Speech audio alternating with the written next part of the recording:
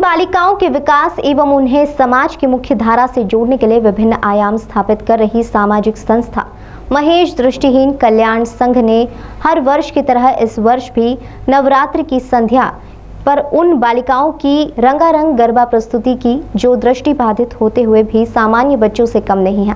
अपनी तरह के इस अनूठे आयोजन में सांस्कृतिक कार्यक्रम की प्रस्तुति भी संस्था की बालिकाएं द्वारा दी गई एवं दर्शकों ने इसकी खूब प्रशंसा की। महेश दृष्टिहीन कल्याण संघ के उपाध्यक्ष ने बताया कि गरबों की परंपरा हमारे देश में गुजरात से आई है और गरबा हमारे देश का राष्ट्रीय पर्व की तरह हो गया है।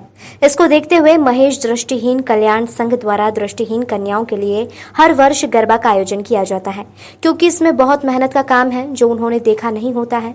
गरबा किस प्रकार से होता है, क्या होता है, गरबा प्रशिक्षक द्वारा उन्हें समझाया जाता है। इस आधार पर यह दृष्टिहीन बालिकाएं गरबा करती हैं। इस गरबा करने का मुख्य उद्देश्य ऐसी बालिकाओं को मुख्य धारा से जोड़ना है।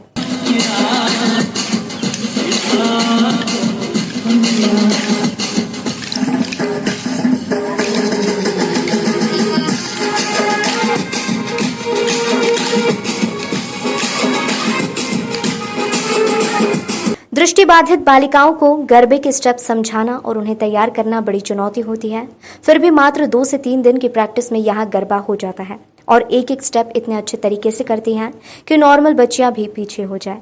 दर्शक भी इन्हें देखकर दांतों तले उंगली दबा लेते हैं। हालांकि आयोजक ने बताया कि पूरे नवरात्र आयोजन नहीं हो पाता, लेकिन 9 दिनों में एक दिन ऐसा विशेष दिया जाता है जिसमें इन सभी बच्चियों को गरबे के लिए तैयार किया जाता है। जो जनरली गरबे होते हैं उन गरबों से किस तरह से भिन्न है हमारा गरबा?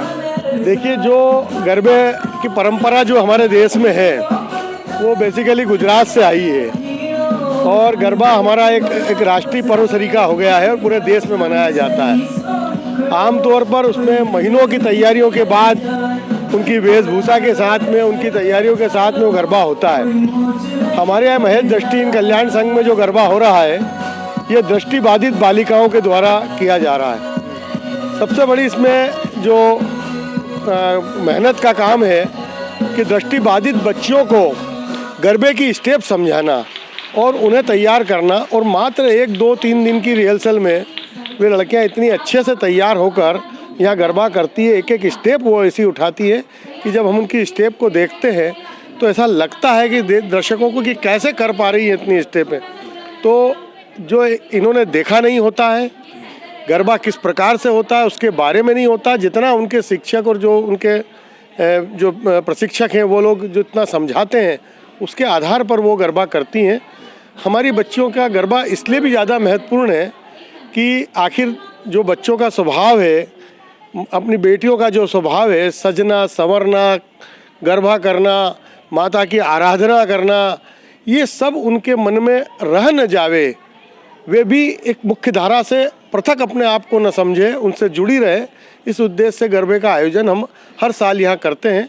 पूरे नवरात्रे तो नहीं हो पाता है, लेकिन हम नवरात्रि के एक दिन विशेष को हम ये गरबा ज़रूर कराते हैं बच्चियों को।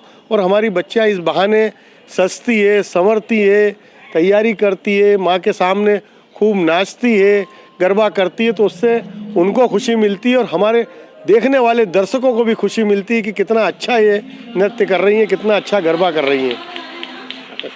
मैं कमल गुप्ता, उपाध्यक्ष महेश दृष्टिहीन कल्याण संघ।